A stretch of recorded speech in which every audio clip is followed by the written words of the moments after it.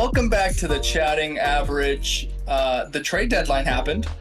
I'm John. That's John. That's Adam. That's probably not the order that they're in on the screen, but that's the order they're in on my screen. So, is that John? Discord. Isn't Discord good? No, that's This is Adam. John. That's John. That's Adam. All three of us are on the line for me, so I don't know what you guys are talking about. But You guys are all up and down for me. nice, dude. We're like a stoplight. Adam, you're the green light. John, you're the red light. Oh, okay. Me personally, I'm the yellow. That's not the order that I personally would have put those in. In Major League Baseball, we had the trade deadline last week. No way. John, did any trades happen? I was asleep for the whole deadline, so I missed all of it. Can you enlighten me on what happened? I think he's talking to me. Both of us are named John, if you're new here. There were 62 trades between the All-Star break and the MLB trade deadline on Thursday, including 173 major or minor league baseball players traded. All 30 teams were involved, from, the Twins and the Yankees making 9 trades, and then the Athletics, Guardians, White Sox, Marlins, Red Sox, and Angels each making 2. 6 Ryans were traded, 1 Key Bryan, which makes Ryan the most traded name at the deadline this year. Yeah. So a lot happened. A lot of guys are in new uniforms, which is cool. And we're going to go through all 62 trades, 10 words or less, unless it's a big trade. Unless it needs more than 10 words. Unless it needs more than 10 words. But I don't care about half of these people who got traded. I like it. Let's start. Also, wait, to be... Okay. Real quick, too, though, there's not a lot of, big name prospects that were traded, right? There's no, Spencer Jones was not traded. Save for one. Yeah, right. We got one. Yes. Normally traded, in the offseason and not at the deadline. Right. But, So no big, oh, wow, that guy might make a huge difference in they could, but nobody... Leo DeVries is the big name. Right around the corner. Leo DeVries is the big name that is in the trade deadline, but no Spencer Jones, none of the Red Sox prospects. So we don't know a lot about half of these guys, which is cool. Mm-hmm. Adam, I believe you will be reading through all of our trades. I will be reading through all of our trades. As I was going to start a minute ago, we're going to go all the way back to July 31st. This is 5 days ago. And the first trade that we have on the board here, the San Diego Padres. That's the name you're going to be hearing a lot. They acquired Nestor Cortez and Jorge Quintana from the Brewers for Brandon Lockridge. Why are we starting at the last trade made and not the first one? But sure. Well, you should have structured the page differently. Would you like me to go back to July 24th? Sure. We're going all the way back to July 24th. The Mariners acquired Josh Naylor from the Diamondbacks for Brandon Garcia and Ashton Izzy. Why did you do the dates backwards on the paper? That makes no sense. Because as I typed it out, I don't know. You guys could have done this, but you didn't. This is a good trade for the Mariners. It was kind of they're gonna buy real early. We found out, which was pretty obvious. But to go get Josh Naylor, you sure up one corner infielder.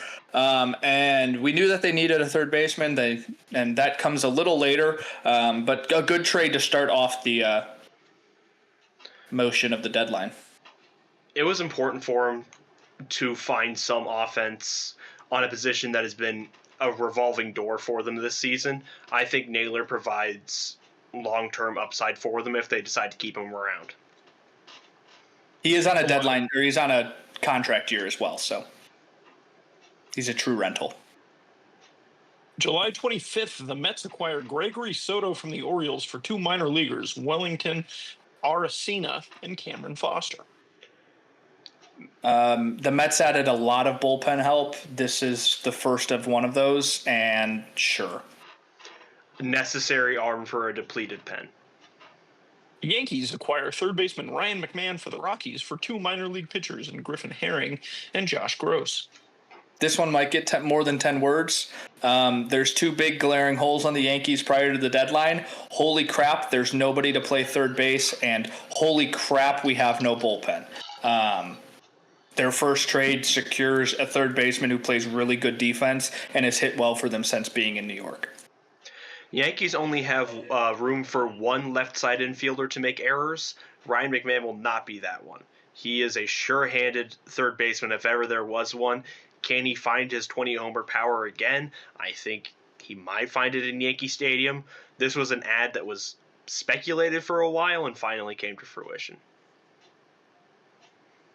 July 26th, the Royals acquire outfielder Randall Grichuk from the Diamondbacks for minor league right-handed pitcher Andrew Hoffman. Welcome to one of the most confusing deadlines. The Royals couldn't decide if they were adding or selling. They start by adding Randall Grichuk to play the outfield. That's all I have. One of the best platoon bats available and someone who can play competent corner outfield. Still, though, it's a weird year for the Royals, and you'll see later they continue to make some interesting decisions. Randall Grichuk is one of those guys that gets traded at every deadline. Oh, yeah. The weird thing about this trade is like, right, like we thought of Cleveland as buyers because maybe they're only 3 games out of a wild card. And then we were like, well, the Royals aren't going to be buyers because they're 3.5 games out of the wild card. And then the Royals front office just mixed those two opinions together and went, hi, we're the Royals. Who do you want and what can we have? The Yankees acquire infielder Ahmed Rosario from the Nationals for right-handed pitcher Clayton Beeter and outfielder Braum Martinez.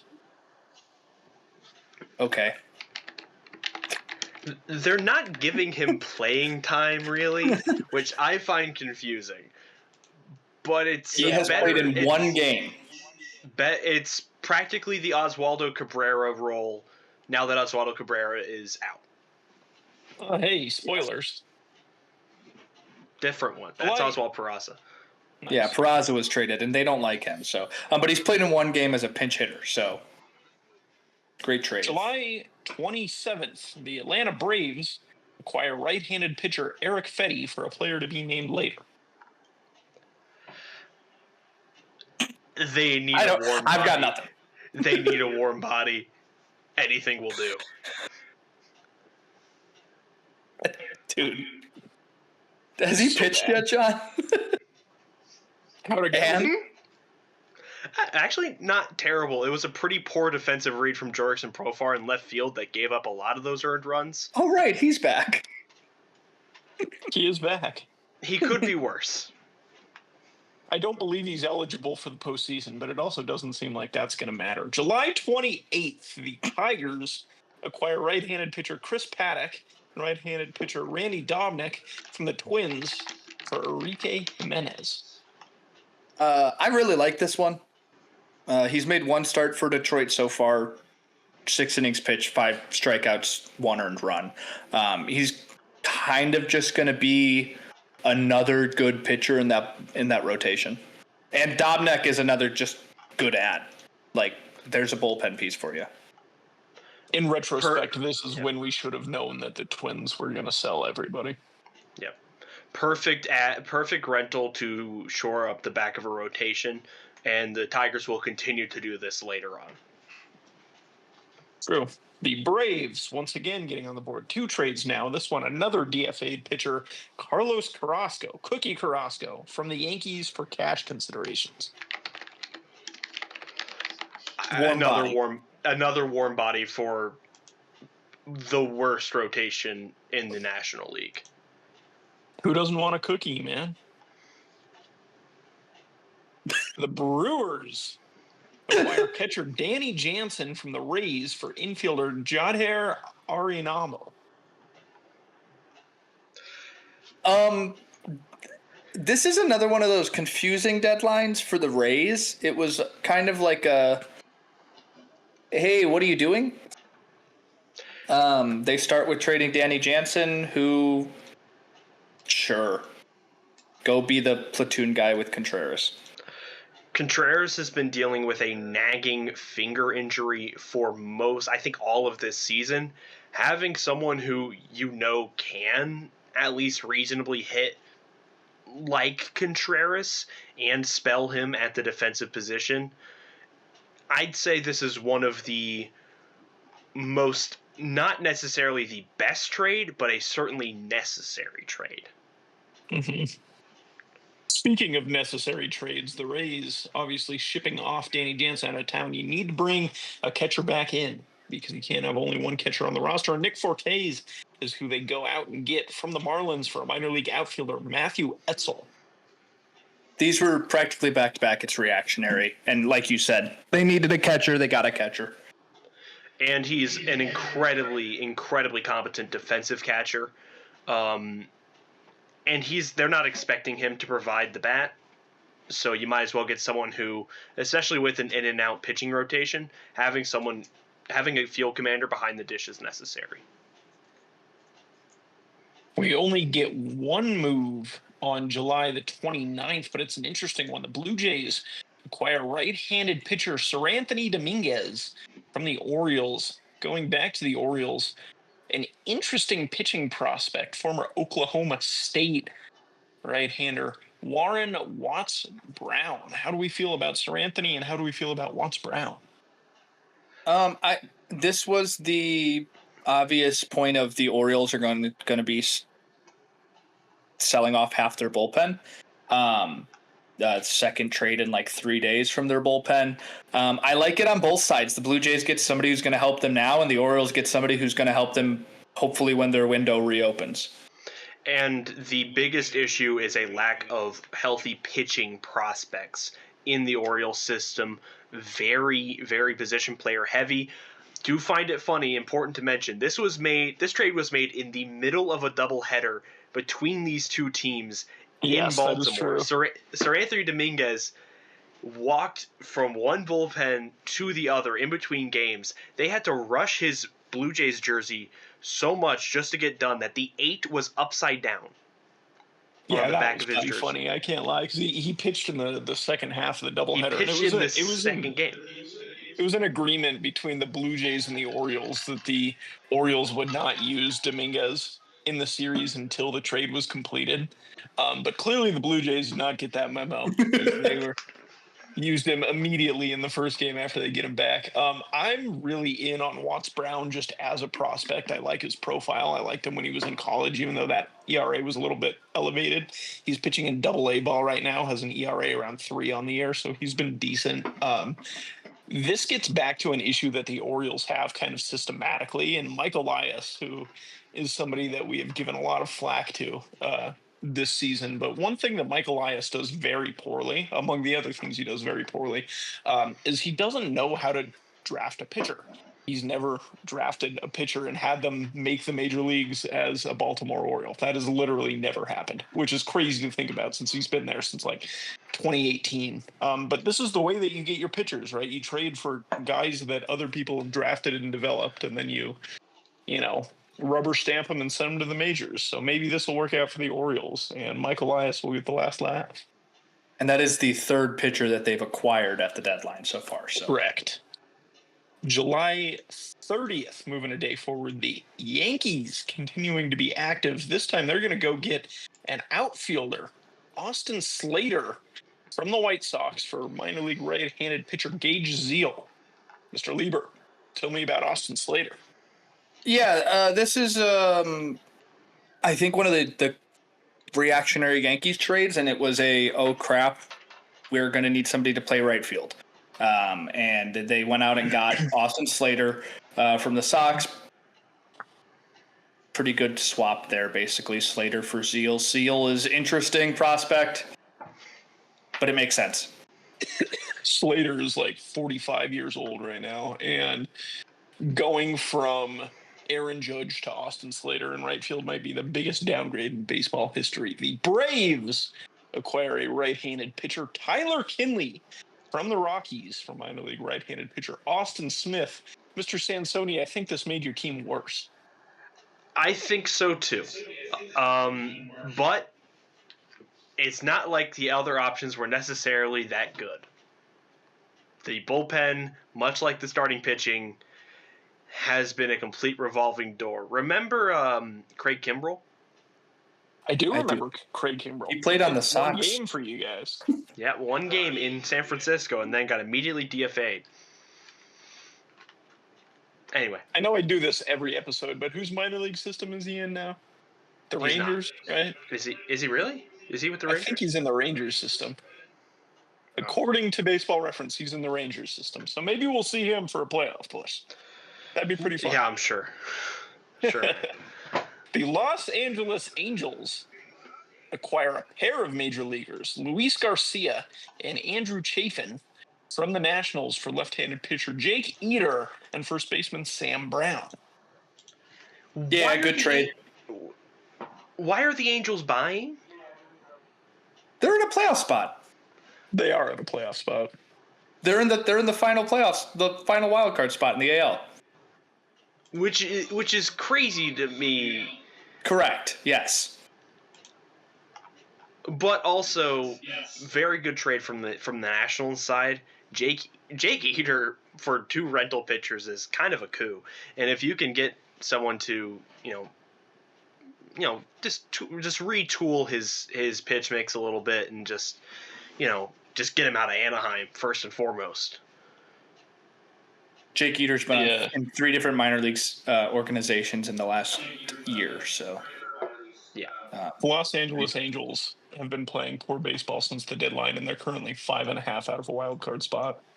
But when it was the deadline, but at the time they were this was made, they were in a playoff spot. This had to be an Arte Moreno decision. That's all I'll say. Had to be.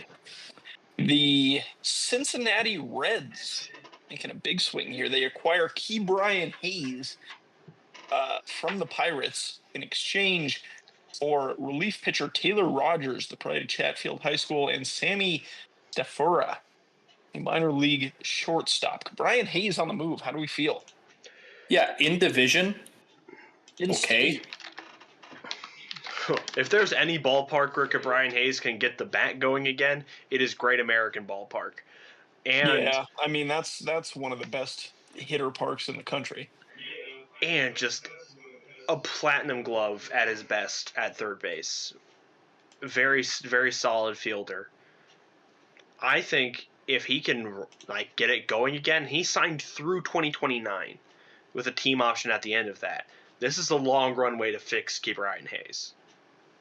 I don't even know that fix is necessarily the right word. His glove has always been there. His bat hasn't come around since he was a prospect, and that's something that hasn't developed, but he's still an everyday major leaguer, and I think that there's not much of a debate surrounding that.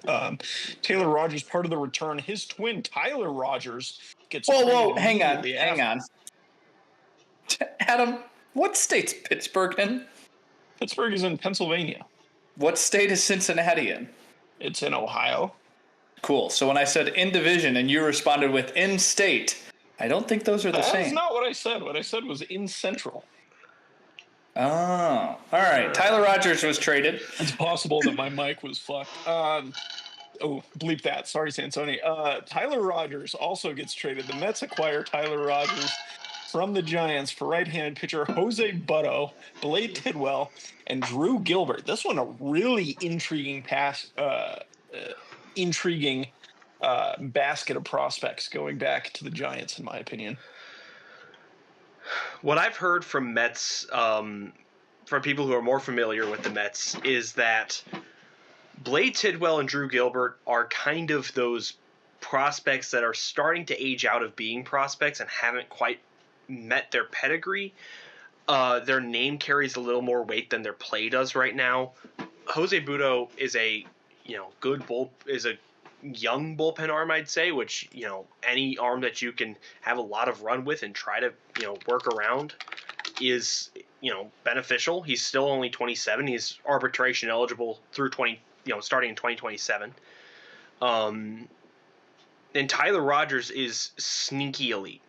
I mean, one of the most effective relievers on the market, and he's the only low arm slot guy currently in the majors. And having someone whose max fastball ever was like 86. And then have Ryan Helsley immediately following that, and then Edwin Diaz. Whoa.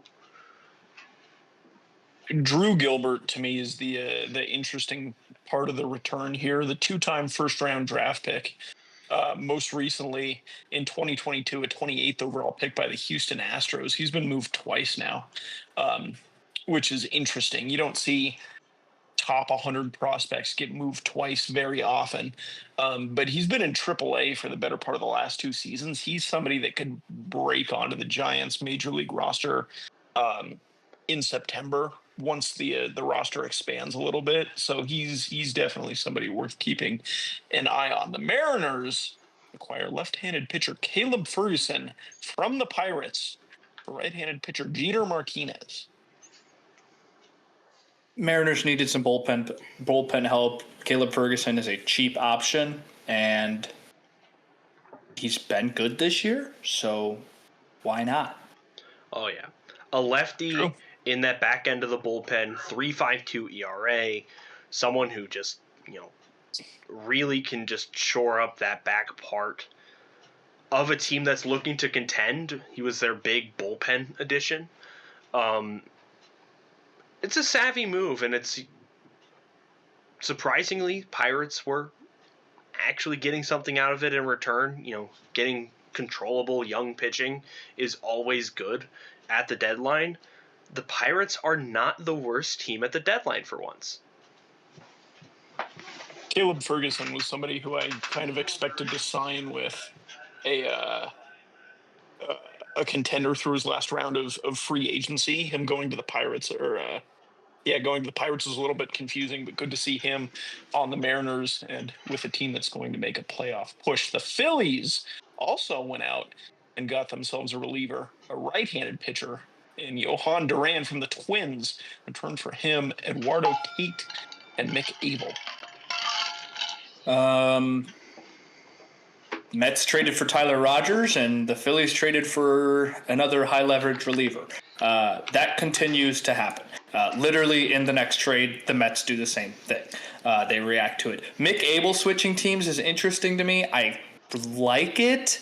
It kind of just felt like his runway was gone in Philadelphia, and it was like if they called him up one more time and said, hey, go out there and throw, and he went, oh, okay, and only got through 5 innings with like 3 earned runs, they would have been, well, this guy sucks, and everybody would have wrote him off.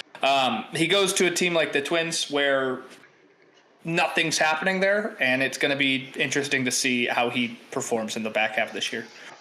Yeah, I think that's a good landing spot for him because the Twins don't have any players left, so he's going to get the opportunity to pitch at the major league level.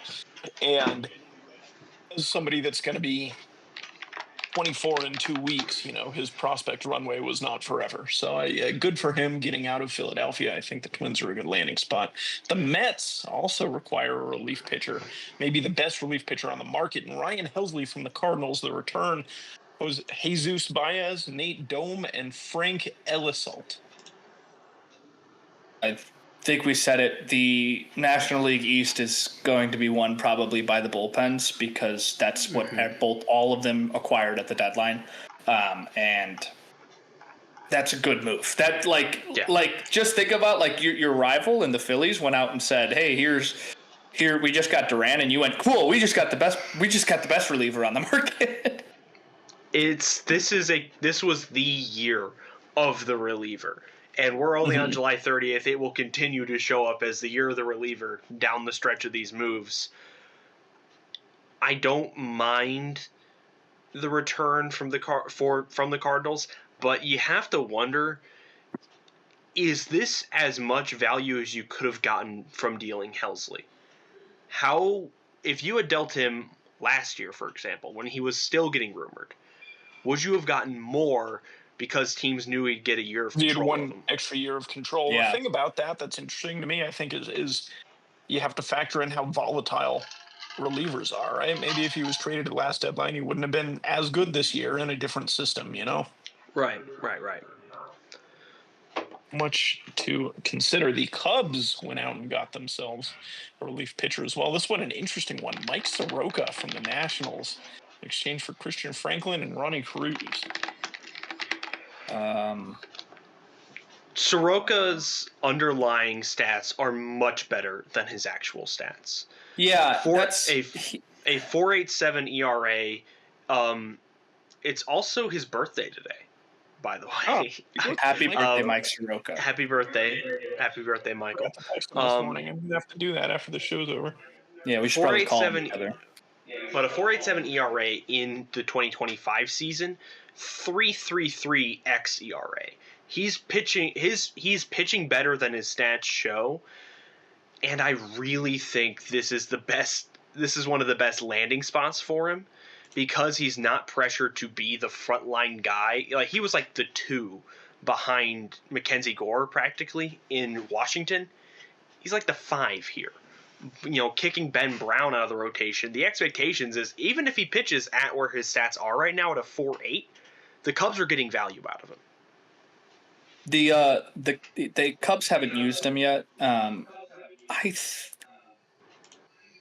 I really thought when they made this trade that they were going to turn him into a bullpen guy, which I think is where his stats would excel. I think he'd be great as a bullpen guy. And then they went out and got Andrew Kittredge and Taylor Rogers. And I said, okay, so you didn't need 3 bullpen guys. Now you have a guy who you're not going to use every rotation. And I don't really get this trade anymore based on what they did in the next 36 hours afterwards. Yeah, this kind of felt like a safety valve trade just in case they couldn't land any other pitchers. But yeah, I don't expect Soroka to be a particularly high leverage guy from them in the future. Speaking of high leverage guys, the Tigers acquire right-handed pitcher Rafael Montero from the Braves for infielder Jim Jarvis. The fact that the Braves got a Double-A utility infielder out of Rafael Montero might as well have been the rapture. The Braves were not expecting anything out of Montero. 5.40 ERA in 39 games this season, a negative .5 WAR. Is that good? No. 27 hits, 21 earned runs. This was a guy that Brian Snitker insisted on putting out there when it mattered, and believe it or not, he did not live up to it. The Astros didn't even want him. I mean, that's pretty impressive. I can't even lie. That's pretty impressive. We've got a 3-team trade next, which is interesting. I believe this is the only 3-team trade of the deadline. Is that correct? It is. Fact check me. It is. Okay. It is. The Cincinnati Reds, notably in Ohio, not in Pennsylvania, acquire right-handed pitcher Zach Littell. The Dodgers get 3 players. Left-handed pitcher Adam Serwinski, right-handed pitcher Paul Gervais, and catcher Ben Rortvedt. And the Tampa Bay Rays, who are involved as well, obviously sending Zach Littell. They get Hunter Fiducia and Brian Van Bell. This is one of the weirdest 3-team trades ever. Who does this help? There's 5 players traded in this not named Zach Littell, and I don't really understand how Zach Littell got to Cincinnati. Yeah, I also kind of based on just that, good job by the Reds on getting Zach Littell. If you're making a playoff push, that's a guy who's going to help you a lot. The Rays got another catcher. Nice. Cool. They do that sometimes. The Dodgers, I think Gervais has service time. Yeah, he was the name that I saw the most when they were talking about what the Dodgers got back. Right. He's only played in 5 games this year in his whole career. So he made his rookie debut this year, a 4.26 ERA. It'll be interesting to see. He's in the minors right now for the Dodgers. It'll be interesting to see if they call him up this year. It is the Dodgers, though, so they'll probably need pitching at some point.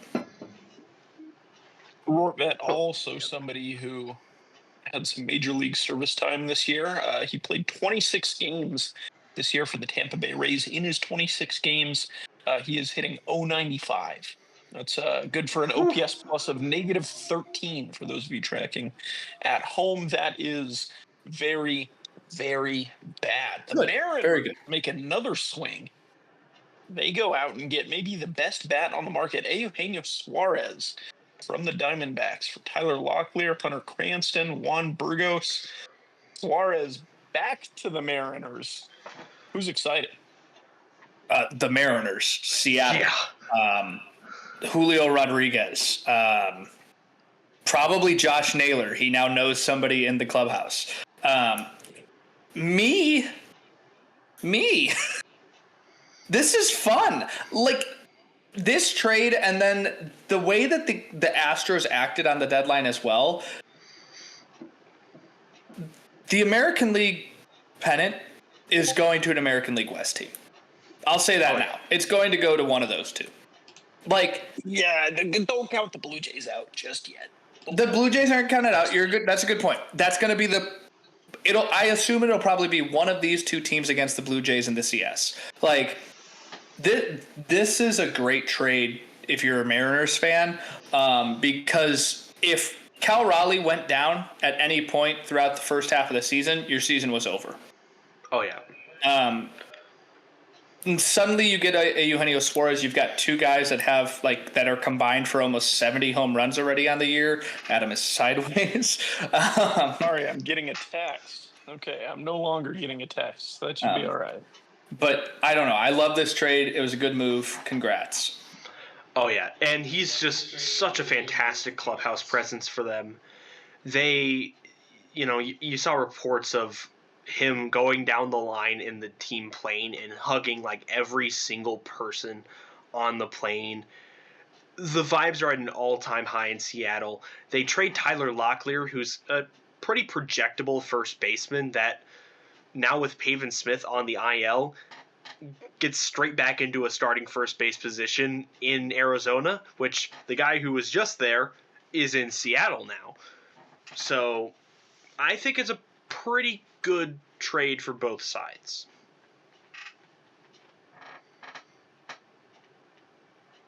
I don't disagree. I think this Mariners lineup right now is maybe the best lineup they've had since 2001, dare I say. It's the best top five in their lineup that they've had in a long, long time.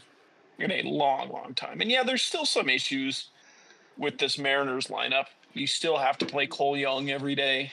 Jorge Polanco's still your DH. But you've got some really solid bats, and you've got two guys, Cal Raleigh and Eugenio Suarez, who realistically could push each other for the home run crown this year. Randy and Julio, a couple outfielders that give you a lot of energy, a lot of happiness, and by the way, Josh Naylor's there as well. Like this is a good line. This is a good lineup, and I feel good about the direction of the Mariners going forward. The Cubs go out and get right-handed pitcher Andrew Kittredge. I believe you mentioned this one earlier, Lieber for Orioles. For shortstop, Wilfie De La Cruz. Andrew Kittredge to the Cubs. What do we think? Needed bullpen, got bullpen. Yep. And pretty effective. Pretty effective arm, too. Speaking of needed bullpen, got bullpen, the Red Sox acquire Steven Matz for Blaze Jordan. I don't know how the Cardinals got Blaze Jordan back for this. Yeah, that was very impressive to me as well. Blaze Jordan is the best player in this deal. I think that's probably pretty true. Okay, cool. Congrats, Cardinals. You have a really good first baseman that's going to come up in probably this year. They're going to put him in the outfield with Jordan Walker. Probably. And Ivan Herrera. Yep. That's the one. Ivan Herrera is having a really good season, by the way. Yes, he is. Astros acquire infielder Ramon Urias from the Orioles for right-handed pitcher Twine Palmer. Twine Palmer, a great name. Great name. That's what I was going to say.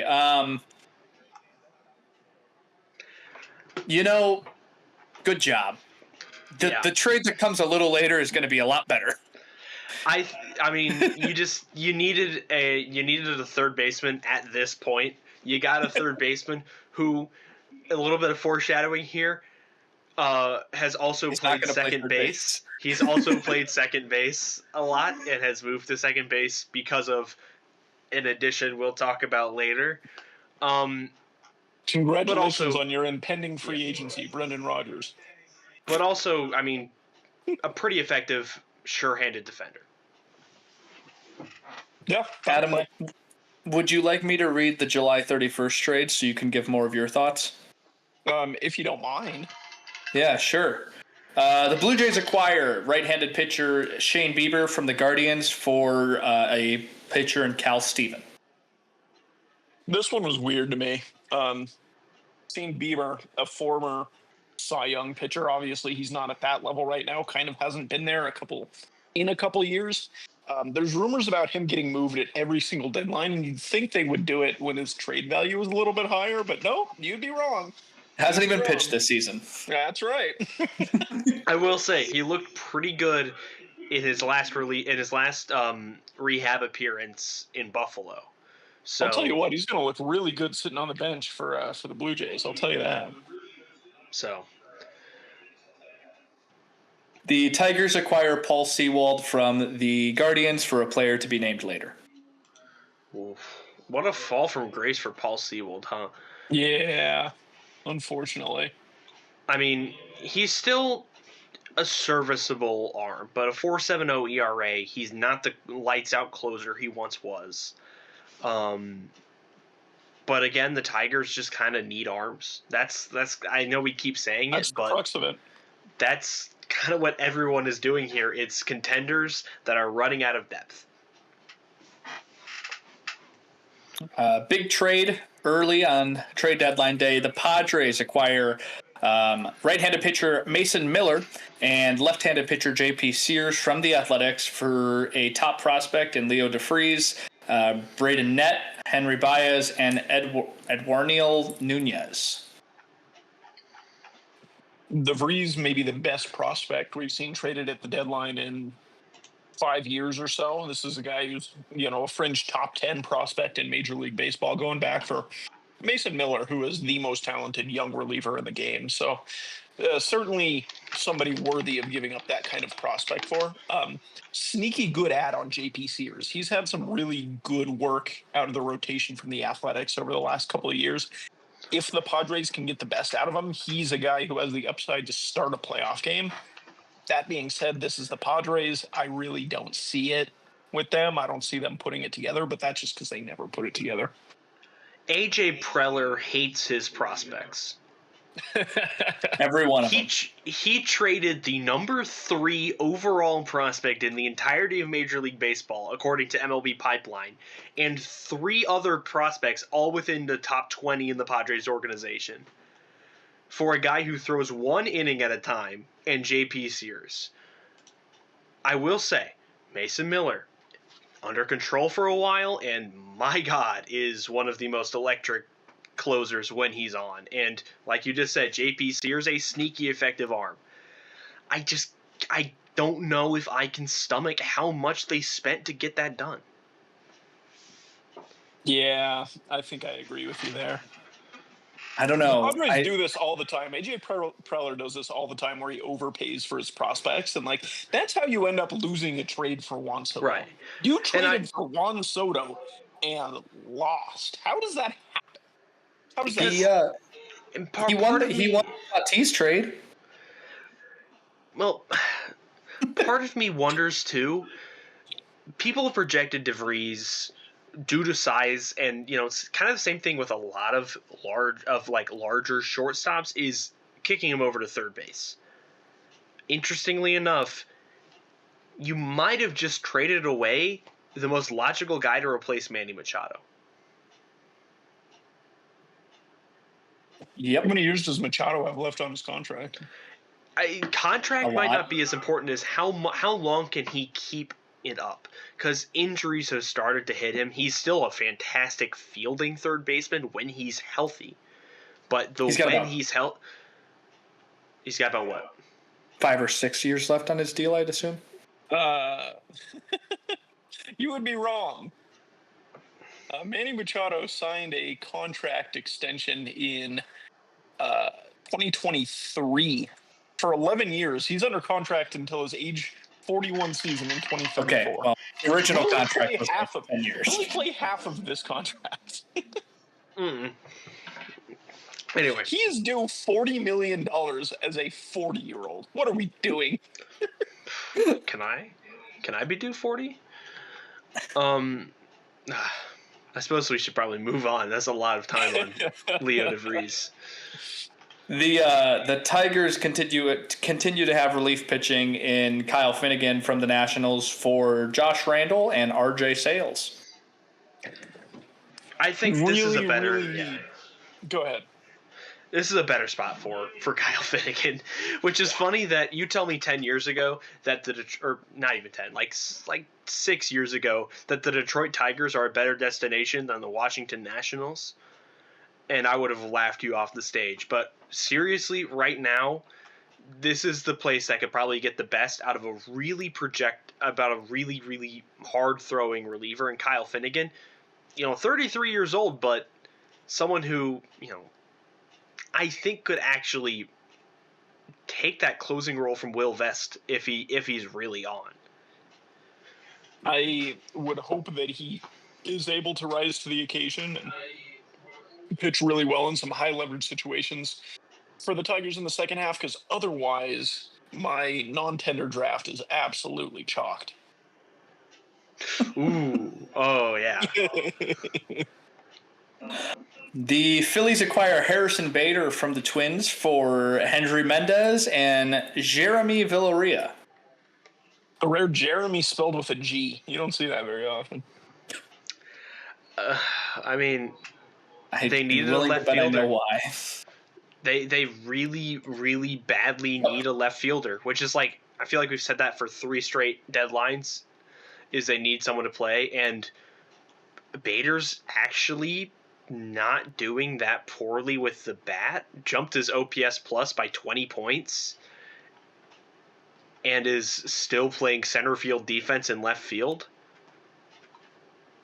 For the Phillies, this is a win because you no longer have to play Max Kepler. Another Twins outfielder to the Phillies outfield.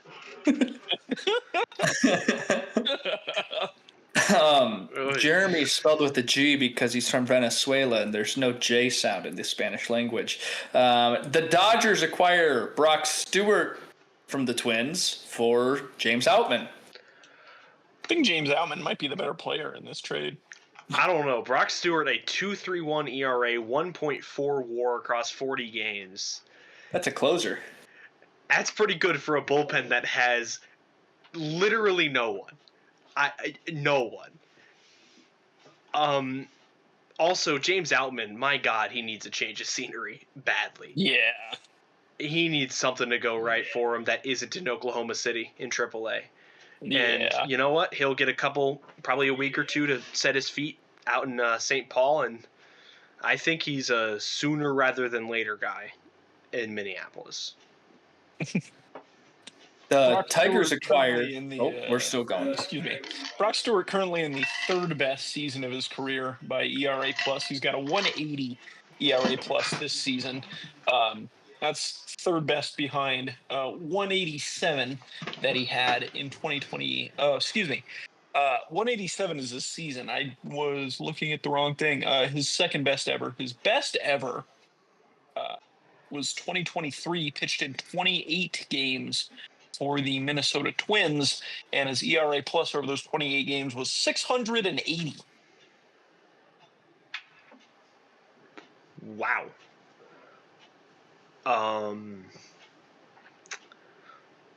The Tigers acquire Cody Hoyer from the Rangers for cash. Cool. The Yankees acquired David Bednar from the Pirates for Rafael Flores, Edgalin Perez, and Brian Sanchez. Bednar's a good get.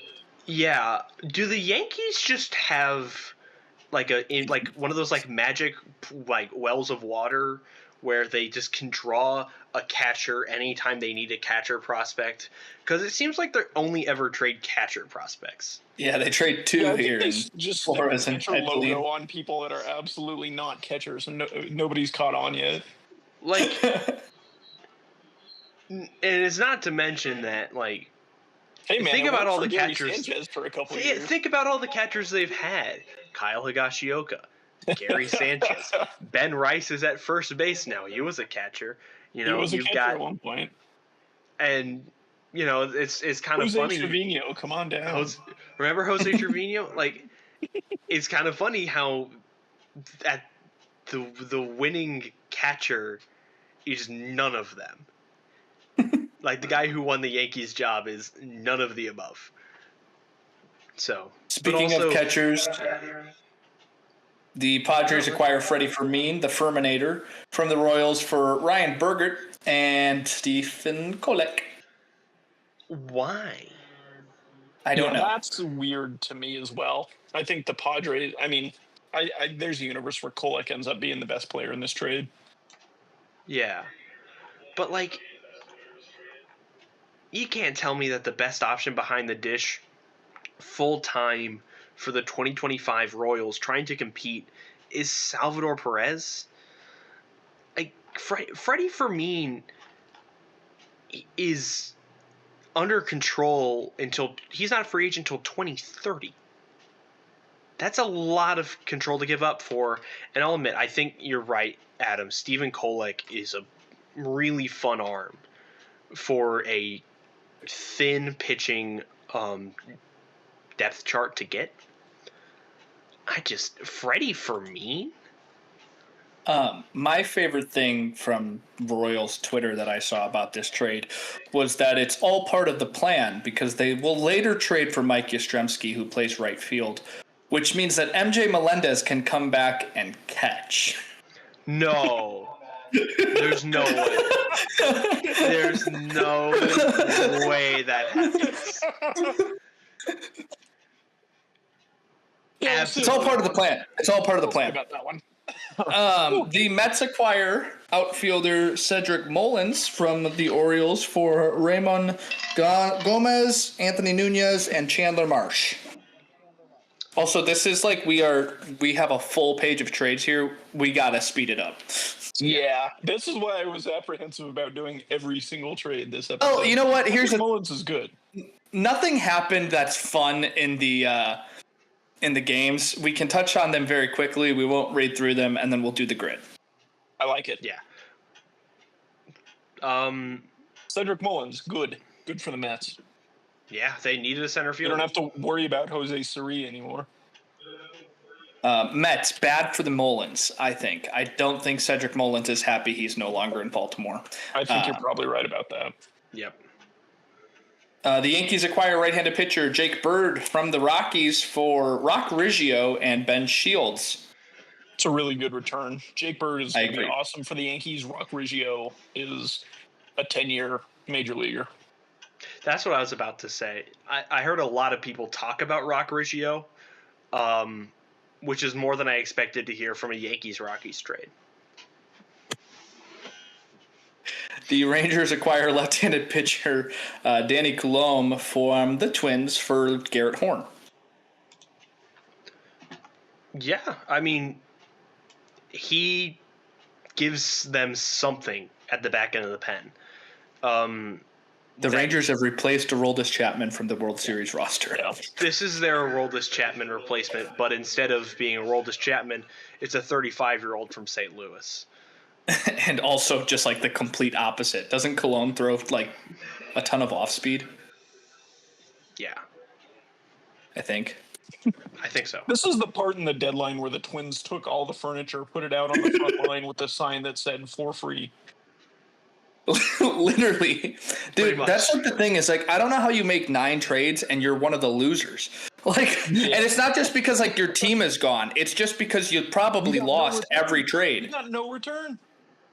We'll get to the most egregious example in a minute here. We're not there yet. Yes, his fastball velo is in the 7th percentile. That man is not Aroldis Chapman. The Astros acquire outfielder Jesus Sanchez from the Marlins for Ryan Gusto, Chase Jaworski, and Esmil Valencia. I like this I trade. really for the like this Marlins. trade. I like this yeah. trade for the Marlins because it clears up more playing time for Augustine Ramirez. That's a good True. point. That's a good point. I like this trade because the Astros need an outfielder, and now they have one, and he can hit, which is always nice. I like this trade because I think Chase Jaworski is a funny name for a shortstop. Nice. The Padres acquire second baseman Will Wagner from the Blue Jays for Brandon Valenzuela.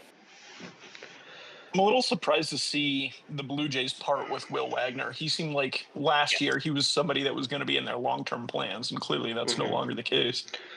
Well, also it seems weird because, like, the Blue Jays have been obviously very good, but it's because they've been very good at the back end of their lineup as well as the front end. And, Correct. like, Will Wagner was a part of the back end of the lineup, so it just doesn't make sense that you would trade him. Other than the fact, the only thing is, like, what I've seen is, like, maybe it's a 40-man move. Is it legitimately a 40 or a 26-man roster move because Alek Manoah is coming back? I guess. I mean, your everyday second baseman now is Ernie Clement, which is fine. He's been here, but yeah, I think it's also they need upper level catching depth. They don't really have it if it's not at the majors. AJ Preller stays hot as he acquires first baseman Ryan O'Hearn and outfielder Ramon Laureano from the Orioles for Boston Bateman, Brandon Butterworth, Cobb Hightower, Victor Figueroa, Tyson Neighbors, and Tanner Smith, which I think this might be an all-names trade. Oh, my God. Boston Bateman, Brandon Butterworth, I believe he's from the Syrup family, and Cobb Hightower, as well as, like, Tyson Neighbors is a fun name. Tyson Neighbors underrated name here, but Cobb Hightower is easily. But you don't see many people named Cobb in 2025. You wouldn't expect the Padres to not be a good power hitting team before this, but they're actually not hitting for power very much. Right. So bringing Ryan O'Hearn and Ramon Laureano in, two players who that's their best tool is power, and Ramon Laureano is a still very competent outfield defender. Oh, yeah. I think this is fantastic for that offense. The Padres continuing to be a sanctuary for former PED guys is very funny to me.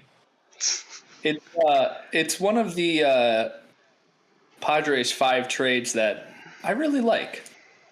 I may not like the rest of them, but this is a good one. I really like 5 of them. Dodgers acquire outfielder Alex Call from the Nationals for Eric Swan and Sean-Paul Lignan. All I'm going to say is I can't believe it's not Michael Conforto. Well, this is legitimately just like Alex Call is just going to play the quadruple A position of James Outman, which sucks for Alex Call. Like, it does suck for Alex Call. Also, they went into the year thinking that that's what Hyesung Kim was going to do, but clearly that has not happened.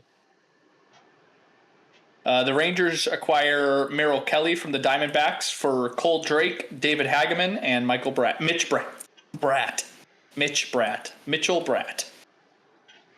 Texas is a good landing spot for Merrill Kelly. You didn't want him going somewhere where he was going to be like a super high leverage innings guy just because that's never who he's been over the course of his career. I think this is a decent landing spot. Yeah, I mean, they just needed a guy they feel confident throwing behind their top 2 guys in the rotation, and Merrill Kelly does that. Does Merrill Kelly wear glasses when he pitches? He does. Think so. So earlier in the year, the Texas Rangers got rid of Dane Dunning, who also wears glasses when he pitches, and gave him to the Braves. And they had to make sure that they still had that guy who looks really cool for all those kids that have to wear glasses. So they made a trade for it. The Angels acquire short. Exactly. The Angels of Anaheim, those ones, acquire shortstop Oswald Peraza from the Yankees for outfielder Wilberson DePena. It don't matter. The Cubs acquire the guy who plays every position, Willie Castro, from the Twins for Ryan Gallagher and Sam Armstrong. I mean, you just said it. He plays every position. Close enough. Welcome back, Ben Zobrist. The Royals acquire left-handed pitcher Bailey Falter from the Pirates for Evan Sisk and Callan Moss. And a little moment into my brain while that trade got announced was, holy crap, Adrian Hauser is still on the market and you just traded for Bailey Falter. Adrian Hauser did get moved, but yeah. He did, but it felt like he wasn't going to. Was like the fourth most likely Pirates pitcher to get moved, I think, going into the day. Yes, yeah. He's not been bad this year, but it's fine. My issue was that Adrian Hauser has a 1.5 point higher or lower ERA than Bailey Falter, but it really doesn't matter because I really like the Adrian Hauser trade. The Red Sox acquired Dustin May from the Dodgers for the man who's been traded like 5 times, James Tibbs III, and Zach Earhart. Poor Red Sox fans getting led on about Joe Ryan all day. You know, again, like if their GM is locked in a closet somewhere, you know, for most of the deadline. You know, he finally slips the paperclip into the lock and pushes it open and then trades for Dustin May. Dustin May is not a bad pitcher, but he's not Joe Ryan. And I think that, in anything, is a summation of the Red Sox trade deadline. This is one of the rare trades that I hate for both teams. The Dodgers are in no position to be giving away starting pitcher depth right now. And the Red Sox have learned nothing from Walker Buehler. So that's nice. The Yankees acquire shortstop Jose Caballero from the Rays for Everson Pereira and a player to be named later. This one he's a shortstop, by the way, which means the first thing that they did was put him in right field. He's played pretty much everywhere. Yeah. Caballero is a stereotypical Ray in that sense. But this was the weirdest trade of the deadline for me. I don't see why the Rays would want to get rid of him. I don't see why the Yankees need him. This was just like the Yankee, on both sides of the coast bias, the Yankees and the Dodgers kind of just felt like they were going, hey, it's the trade deadline, let's make some. Like, I don't really get it. This is like the 4th infielder they've added. And I get he can play the outfield, but this is the 4th infielder that they've added. And they kind of have like a pretty set infield. And if you're not going to play him at shortstop over Anthony Volpe, new number E6, why trade for him? Why trade for any of them? Why is Austin Slater not playing right field for you if you traded for him? Austin Slater, pinch hit goat. That's the one. The Cubs acquire for the 2nd time in the deadline Taylor Rogers being traded from the Pirates for Ivan Breathrower. Was Taylor Rogers the only player to get traded twice? I think so. This year, I believe he was. For like on the same day, probably. James Tibbs got dealt. It was a day apart. But yeah. Yeah, James Tibbs got dealt from San Francisco though, for the Devers. Right? Yeah. Correct. Taylor Rogers, noted Littleton, Colorado attendee, or Chatfield Charger. At least I can actually use him in Chicago. Correct. In theory. The Blue Jays acquire Louis Varley and Ty France from the Twins for Kendry Rojas and Alan Roden. I mean, you needed a bullpen guy and someone to play first base when Vlad DHs. Congrats. Welcome to the Twins fire sale. My thing about this trade is this is like one of the ones that makes no sense for the Twins. Varlin's got like 9 years of control left. Yeah. He is not even in ARB yet. He's got 2 more years of pre-arbitration. And he's good.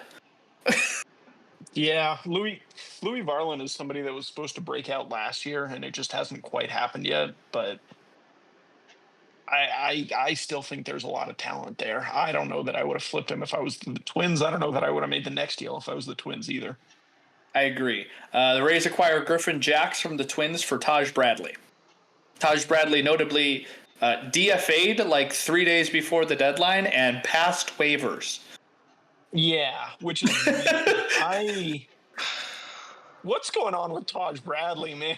I don't know. He's man. just struggling this year. I don't know. The thing is though, like, I don't know why you trade it for a guy who's been struggling from the team that fixes struggling pitchers. Yeah. Like, they haven't been able to fix him. You're not going to do it either. Only So person from who what can I've save this heard- man is Ethan Katz. I like it. Put him on the Sox. From what I've heard, basically Griffin Jax was in the Twins clubhouse and he was like pissed off because all of his buddies got traded that day or whatever. And I guess he said something along the lines of like, "This is bullshit. What are we doing?" And somebody from the Twins management was like, "Oh, we'll trade you too, buddy." And then he got flipped. Yesterday, that was the day before when he got brought in a blowout game to pitch and then got taken out after 3 batters and they hadn't finished the inning yet because he gave up an earned run. And they pulled him, and he was so pissed off because it's like, we're already in a blowout. You pulled me to put in a new pitcher who's a position player. Yeah, Cody Clemens. Because we got to that benchmark. And then that was the whole argument with Rocco Baldelli in his office where Correa was involved because Correa is like the only leader on the team, which is so confusing to hear when Byron Buxton is on this team. What does Byron Buxton do? He's going to be there forever. He's got a no trade clause. He made a show of talking about that at the All-Star game. Like, if you are proud of being a Twin, you always have been and always will be. You know, take some ownership over the team, man. Step up. How are you not a leader? But I from when that broke, I kind of knew it was like Griffin Jax is for sure getting traded. Yeah. Because you like a day before the deadline, he went and had an argument with the head coach. Yeah. Phillies acquire Matt Manning from the Tigers for outfielder Josué Quinones. It's a guy. He can throw the ball, and pretty much. We already talked about it. Yep. Yankees acquire Camilo Doval from the Giants for Jesus Rodriguez, Parks Harbor, Tristan Bierling, and Carlos De La Rosa. Parks Harbor, a very good name. I have no thoughts on this trade other than that. Another arm to the Yankees super bullpen that got dismantled by the Miami Marlins. Yeah. Congrats. Your bullpen is good again until you use all 3 of them and Jose Caballero in the same day and lose the game to the Miami Marlins. The Royals acquire Mike Yastrzemski from the Giants for Junior Marte. Cool. This allows MJ Melendez to catch. Like, I never thought Mike Yastrzemski would leave San Francisco. I agree. It's very weird to see him not in that uniform. Yeah. Anyway.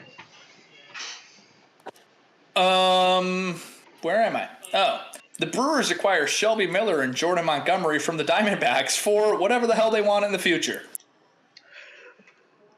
Dude. I cannot believe Shelby Miller is still pitching in Major League Baseball. I can't believe Jordan Montgomery got anything. Yeah. Well, my favorite thing about MLB trades, just take these 2 guys. We'll figure it out later. You literally. We don't want them. Like, I get sometimes hey, we'll do this guy and a pet player to be named later. This one was just legitimately like, you could just give us cash in the future and we'd be okay with it. Just take these guys. Yeah. A couple of players need a new glove. You mind just fitting them for that, and we'll call it even? I want you to pay for our vending machines. I don't want my players to have to pay for that. Shelby Miller was drafted by the St. Louis Cardinals in 2009. Whoa! Oh gosh. I was 5. I was. You're young. It makes me 7. uncomfortable. I feel like it shouldn't. Get a little Charlie Morton is acquired by the Tigers from the Orioles for Micah Ashman. Micah Ashman. Cool. Sure. Yeah. He's goes right behind Chris Paddock. Yep. The Rays acquire Adrian Hauser from the White Sox for third baseman Curtis Mead, Ben Peoples, and Duncan Davitt. John, how do you feel about this? This is a great trade for the Sox. This is a horrible trade for the Rays. He's not going to re-sign in Tampa. You're not going to make the playoffs. And you gave up a former top 100 prospect in Curtis Mead, who you've just not allowed to play at the major league level. So he sucks in that sense because you don't let him play. He hits really well in AAA, and then he comes up and plays for a game, then goes back down, comes up, plays for 3 games, goes back down. He's going to be on the major league roster for the Sox. He is right now after the Miguel Vargas to the IL moment. So he's literally going to probably play today, I'd assume. Ben Peoples and Duncan Davitt are 2 good left-handed prospects. One of them, I think it's Davitt, has an interesting arm slot, which is cool. That's dude, Adrian Hauser wasn't on the team on opening day. True. That's how can you complain about getting a former top 100 prospect and 2 more pitching prospects for a guy who you owed $1.7 million and he wasn't on the team for the first 2 months. $1.7 million, by the way. Yeah. Wow. All right, the big one. Astros acquire Carlos Correa from the Twins for Matt Mikulski, and I think about $33 million in cash. It says cash, and that's got to be so much if you're getting one Cash arm. is doing a lot of heavy lifting. I think this pitcher, Mikulski, for those who perhaps aren't familiar, is currently pitching in high A as a 26-year-old. And his ERA on the season is 8.64. I wonder, do you think those guys, when they get traded, go, they know about me? I think he's pissed off more than anything. He's like, dude, I'm going to retire in a year. I have to reroute my entire life for the next 2 months. Are you fucking kidding me? God. But I think Correa's owed $100 million more on his contract. And the Astros just send over some money for it. Who cares, bro? Also, Correa, if he was going to get traded, was only going to Houston. So this literally broke 5 minutes before the deadline, before the actual deadline. He would waive his non-trade for, reportedly. So very cool, good job. I like it. The Astros needed it. And I don't like the Astros. However, I think it would be very cool to see them become the people who piss other teams off, and that starts with Carlos Correa being back on the team. The Rangers acquire Phil Maton from the Cardinals for Mason Molina and Skylar Hales. Congrats. The Reds acquire... Yeah. This is a win for the Cardinals fans who now don't have to purchase a new jersey for the first time since 2006. Keep running out the Molina. Just keep running them out there. It's my only jersey. It's the only one I got. I'm going to keep wearing it. The Reds acquire Miguel Andujar from the Athletics for Kenya Huggins. First game he ever started as a Red was the rain-delayed Speedway Classic. The 8 on his jersey was also upside down.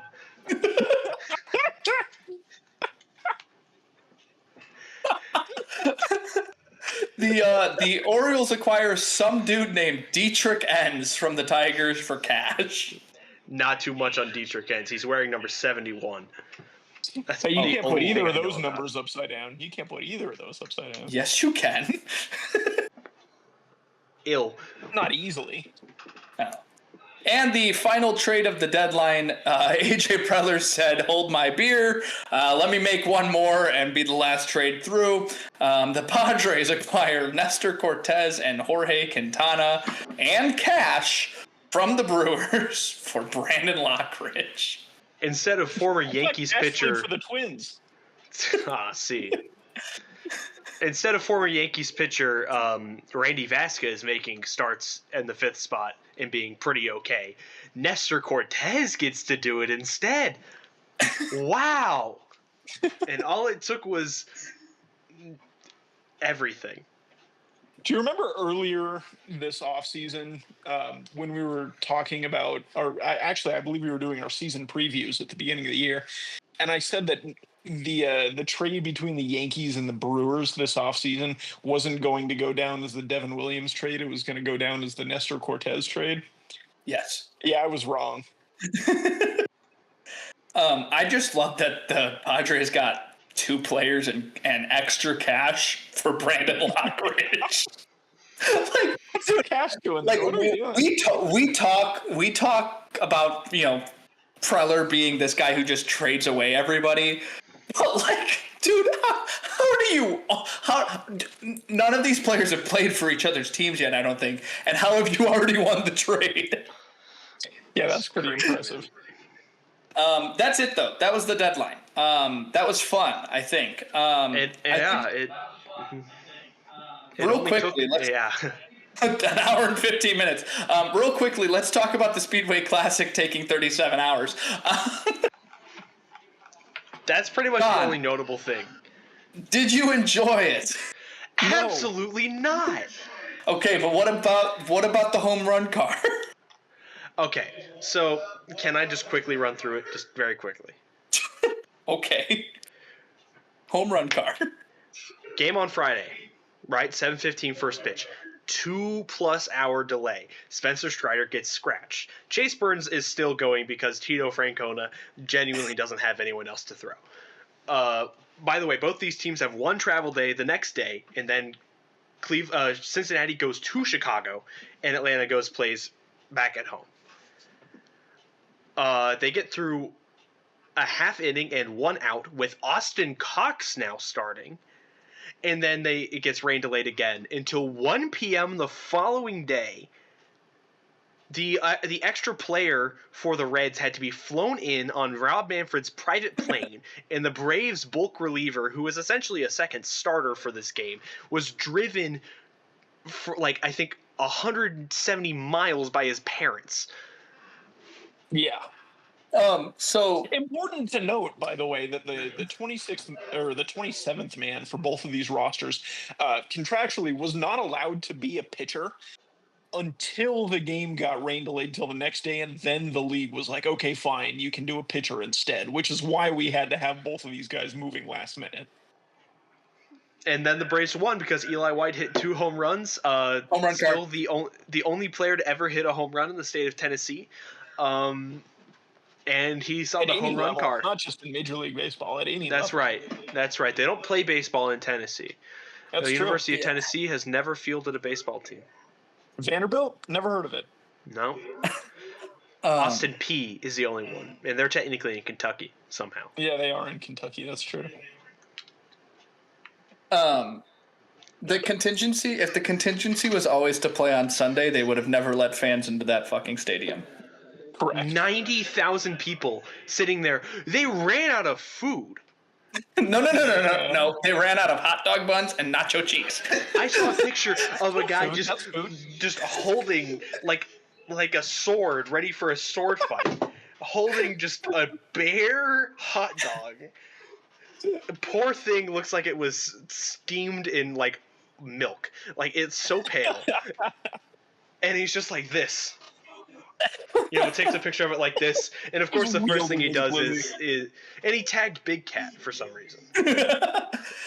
This does beg, of course, the question of, seeing as this has been the worst of the let's go play a game somewhere we don't play baseball, of the 3, right? We had the Field of Dreams, the Classic, and then what's the field that they played at last year?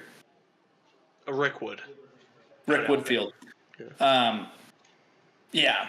So the other 2 have gone off pretty well, other than the first Field of Dreams Classic where it poured and they went, oh, we may not be able to play here. You might as well just go to New York. And then the farmer said, no, I'll figure it out.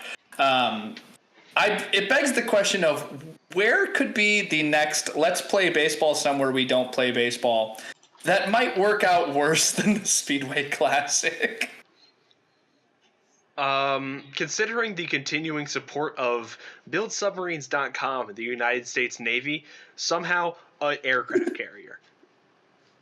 They tried that with college basketball. They tried that. That was Yeah, cool, but though. That was cool. Would it Did work not for work. would it work for baseball? Would not work for baseball. They did Okay, that so in John the, says a Super Mario submarine. video game once. John says an aircraft carrier. Adam? Worst place to put a game? Yeah, just, Steinbrenner Field. No, they're playing games there. True. The goal is the question is, what's the worst place to play a game out of the, it would be really cool if we played a game here because we never play games here. The Vegas Sphere. Actually, I think that would be really cool if it was big enough. Like, you just can you just imagine? Oh, Aaron Judge coming to the plate, and Aaron Judge just slides across the outfield wall.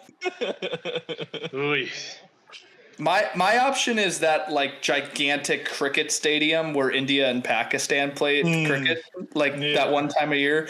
I think it'd be really cool. I don't know how many that holds. Let me do a little research here. But let me also vamp for time because we've taken not enough of yours today. Yeah, I think we're making a wise decision to skip over the series and go straight into Immaculate Grid today, fans. I've been working on the Immaculate Grid as we've been talking because Hey. Maybe it's Melbourne. What's the largest cricket stadium? What's the was that largest... India versus Pakistan one, the one that The Rock inexplicably cut a promo for as an ad for Black Adam? Yes. The one where he's like, it's time for India versus Pakistan, and then it cuts to the player, it cuts immediately back to him, and he just goes. So this one, I would like for the Major League Baseball to sign a contract to play baseball at the Narendra Modi Stadium. It seats 132,000. It's also built kind of like a baseball stadium, so you can actually use all 132,000 seats. Bristol, and you could sell 132,000 tickets, but there'd be 7 people there. So cool. Let's go to the grid. John, what's the grid? God. The grid is a 3x3 grid, of course. So the 9 intersections are filled by player stats, teams, etc. You're trying to get the rarest possible answers for each spot. That's it. That's all I have to say. Is the rows are the Cleveland Guardians, the Milwaukee Brewers, and played catcher a minimum of 1 game, and the columns are the Blue Jays, the Mariners, and only 1 team. John, you said you've already started this, so give me what you got.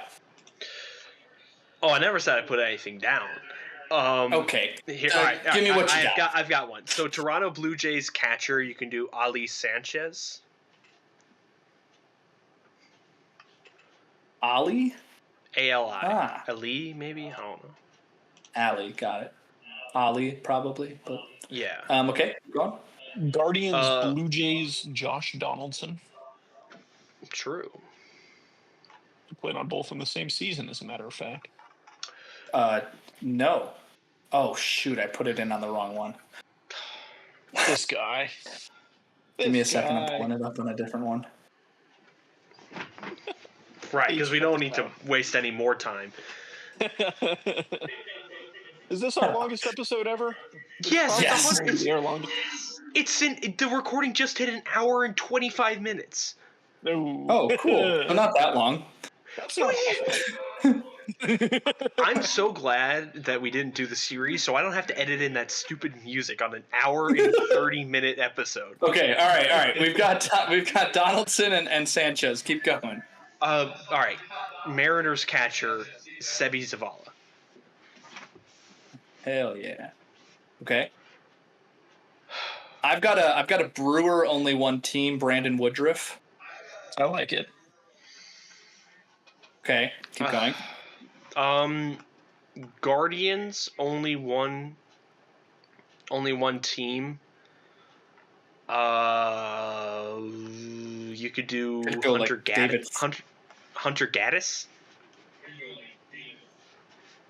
Okay. Blue Jays Brewers noted outfielder Jackie Bradley Jr. type in and I put Hunter Giat. Ooh. Yeah. I'm sorry, what was that one, Adam? Jackie Bradley Jr. for Blue Jays Brewers. Blue Jays Brewers is Josh Donaldson. No, that's Guardians Blue Jays. Well, no, it's not. All right. You put All it right. in the wrong spot twice. How did you do that twice? All right. What? All right. But it all right. worked. Guardians, Blue Jays, do Jordan Leplo. Okay, I have a only one team played catcher a minimum of one game. It's Kyle Teal. Okay, we need a Mariner Guardian and a Mariner Brewer. Mariner Guardian. Jay Bruce. You could put Josh Donaldson there too if you'd like. You can just put him wherever. You can just actually put can't. Josh Donaldson wherever you feel like. Jay Bruce where? Mariners. Guardians. I almost put him in the Brewers. This guy. All right, we need a Brewer Mariner. Brewer Mariner.